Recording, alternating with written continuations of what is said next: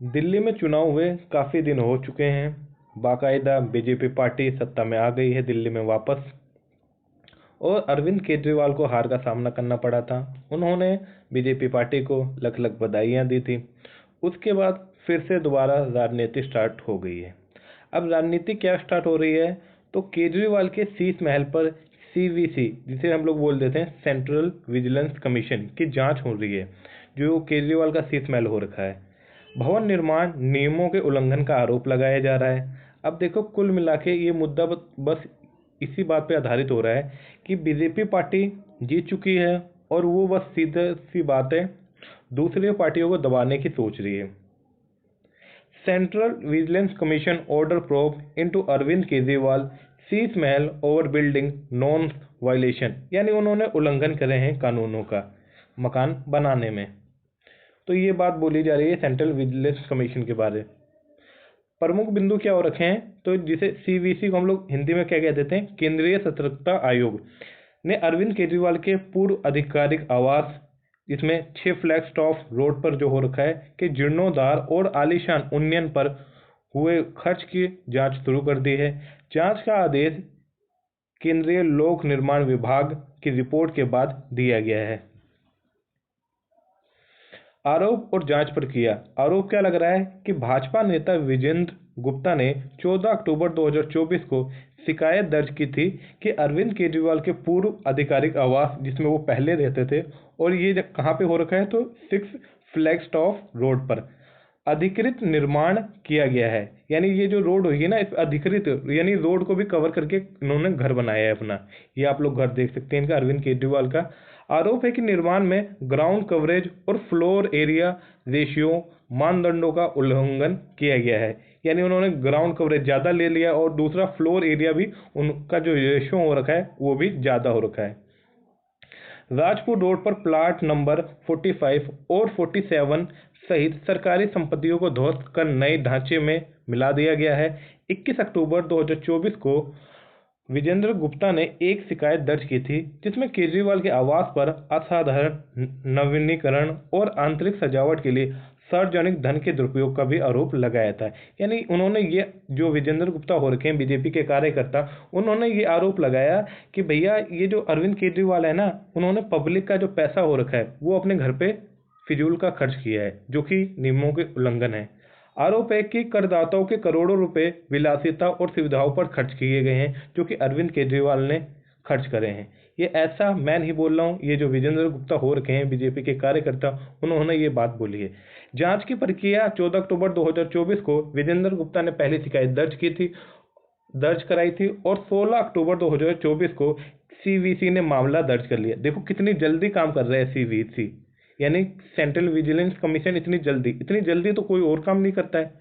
दरअसल सत्ता में बीजेपी पार्टी आ रखी है और ये सारी संस्थाएं उन्हीं के अंडर में आ जाती हैं, सेंट्रल गवर्नमेंट के अंदर। इसी वजह से इतनी फुर्ती से काम कर रहा है। नहीं तो आप लोग जानते होंगे कि न्याय मिलने में कितना समय लग जाता है, क्योंकि ये भैया इंडिया हो रखा है। उसके बाद सीपीडब्ल्यूडी को निर्देश दिया गया कि वे आरोपों की तथ्यात्मक जांच करें और रिपोर्ट प्रस्तुत करें। 13 फरवरी 2025 को सीपीडब्ल्यू ने सीवीसी को तथ्यात्मक रिपोर्ट प्रस्तुत कर दी थी। यानी देखो, अभी ये कब बात हो रही थी और इतनी ही जल्दी में रिपोर्ट भी पेश आ गई है। हमने देखा कि यूपी में एक एग्जाम होता है यूपी आरओ का, ठीक है, यूपी आरओ वाला पेपर होता है, आरओ एआरओ का। उसकी रिपोर्ट बच्चों ने बाकायदा धरना भी दिया, लेकिन उस पर भी कोई सुनवाई नहीं चली है। अभी आयोग ने कैलेंडर भी जारी कर दिया था और उसमें भी ये बात नहीं बताई गई कि भैया इसका एग्ज़ाम कब होएगा। तो देख सकते हैं, जब राजनीति जहाँ चालू हो जाती है वहाँ पे काम कितनी जल्दी होने स्टार्ट हो जाते हैं। वहीं क्योंकि ये बच्चों का सवाल नहीं है, ये उनकी अपनी पार्टियों का सवाल हो रखा है ना, क्योंकि उन्हें दूसरों को बदनाम करने में ज़्यादा मजा आ रही है। बदनाम करो, अगर उन्होंने नियमों का उल्लंघन कर रखा है तो बिल्कुल करो। मैं इसके बिल्कुल समर्थन में नहीं हूँ कि उनके नियम का उल्लंघन कर रहे हो और आप उनको बचाओ, लेकिन कुछ विद्यार्थियों पे भी ध्यान दो। केंद्रीय सतर्कता आयोग की भूमिका और महत्व को समझ लेते हैं। अगर हम लोग सीवीसी की बात करें तो ये एक स्वायत्त निकाय हो रखा है, जिसे सरकारी भ्रष्टाचार पर निगरानी रखने और उसे रोकने के लिए स्थापित किया गया था। ये संगठन सरकारी विभागों, लोक उपक्रमों और भ्रष्टाचार, पक्षपात और अनियमितताओं की जांच करता है। मेनली इसका काम क्या होता है सीवीसी का, तो भ्रष्टाचार को कंट्रोल करना इसका काम होता है। इसकी स्थापना की बात की जाए तो स्थापना इसकी 1964 में हुई थी, और जो समिति थी किस समिति पर आधारित था, तो संथानम समिति की सिफारिशों पर इसकी स्थापना की गई थी 1964 में। दोस्तों जो बच्चे पढ़ते हैं उन्हें ये पता होना चाहिए, क्योंकि ये कई बारी क्वेश्चन बन चुका है। इसे 2003 में एक संवैधानिक निकाय का दर्जा दे दिया गया था, और केंद्रीय सतर्कता आयोग अधिनियम 2003 के तहत कानूनी अधिकार प्राप्त करता है। जब इसे संवैधानिक दर्जा दिया गया था उसी समय में सीवीसी की प्रमुख भूमिका क्या हो जाती है, तो भ्रष्टाचार का निवारण करता है, जांच और अनुशासनात्मक कार्रवाई करता है, सतर्कता जागरूकता फैलाता है लोगों के बीच में, और दूसरा केंद्रीय जांच ब्यूरो यानी जिसे हम लोग सीबीआई कह देते हैं, सीबीआई की भी निगरानी करता है, सिफारिशों और नीतिगत सुधार प्रस्तुत करवाता है सरकार के सामने। तो ये इसके काम हो रखे हैं। संरचना की बात कर रखे हैं, यानी इसका स्ट्रक्चर कैसा हो रखा है, तो सीबीसी में एक केंद्रीय सतर्कता आयुक्त और अधिकतम 2 सतर्कता आयुक्त होते हैं, यानी कुल मिला के एक कमिश्नर मान लो और दूसरे उससे थोड़े जूनियर वाले 3 लोगों से मिलनी बॉडी बनी होती है। नियुक्ति कौन करते हैं, तो नियुक्ति करते हैं राष्ट्रपति द्वारा। प्रधानमंत्री, गृह मंत्री और विपक्ष के जो नेता होते हैं उनकी एक समिति के द्वारा किया जाता है। यानी नियुक्ति तो राष्ट्रपति करते हैं, लेकिन जो समिति होती है ना, जिसमें प्रधानमंत्री और गृह मंत्री और विपक्ष के जो नेता हो रखे हैं, तो वो तीनों मिलके एक रिपोर्ट देते हैं जो कि राष्ट्रपति के पास जाती है, फिर वो उनके द्वारा क्या कर दी जाती है, नियुक्ति। कार्य प्रणाली की बात करें, इनका जो टर्म ड्यूरेशन की बात करें, तो सीवीसी स्वतः संज्ञान लेकर या किसी भी सरकारी एजेंसी में मिली शिकायत के आधार पर जांच कर सकता है। ये सतर्कता रिपोर्ट तैयार करता है और आवश्यकता अनुशासनात्मक कार्रवाई की सिफारिश भी काम करता है। सीवीसी के अधिकार और सीमाएं क्या हो रखी हैं, किसी भी सरकारी विभाग से सूचना मांगने का अधिकार हो रखा है, अन्य जांच एजेंसियों को जांच के लिए निर्देश दे सकता है, भ्रष्टाचार निरोधी उपायों की सिफारिश कर सकता है। ये सारे इसके काम बताए जा रहे हैं। सीवीसी का महत्व क्या होता है, तो कुल मिला के महत्व यही होता है कि ये पारदर्शिता को बढ़ाता है, जवाबदेही को सुनिश्चित करवाता है और भ्रष्टाचार को कम करवाता है, सुशासन को बढ़ावा देने में महत्वपूर्ण इसकी भूमिका होती है। केंद्रीय लोक निर्माण विभाग को थोड़ा समझ लेते हैं हम लोग। केंद्रीय लोक निर्माण विभाग, जिसे हम लोग क्या कहते हैं, CPWD कह देते हैं, भारत सरकार का एक प्रमुख संगठन हो रखा है जो कि सार्वजनिक निर्माणों कार्यों की देखरेख करता है, यानी जो पब्लिक प्रॉपर्टी होती है ना, उसकी देखभाल करता है।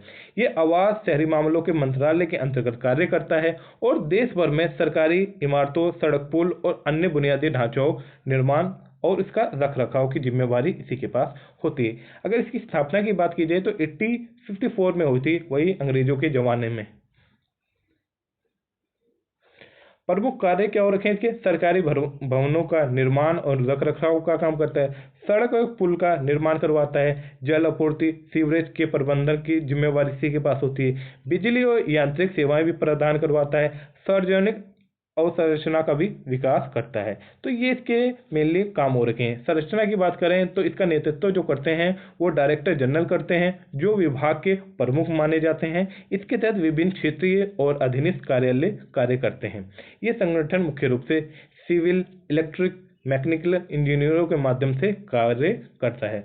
तो उम्मीद करता हूँ लेक्चर आप लोगों को समझ में आया होगा और किस कारण वजह से उन पे सीवीसी जो है वो रेड मार रही है या एक तरीके से कहूँ जांच कर रही है। अब इसके अंदर कितनी राजनीति है और कितना ईमानदारी से सीवीसी काम करेगी, ये आप लोग खुद तय कर सकते हैं दोस्तों। और अगर लेक्चर समझ में आया हो तो कमेंट करके जरूर बताइएगा। जय हिंद, जय भारत। फिर मिलते हैं नेक्स्ट वीडियो में।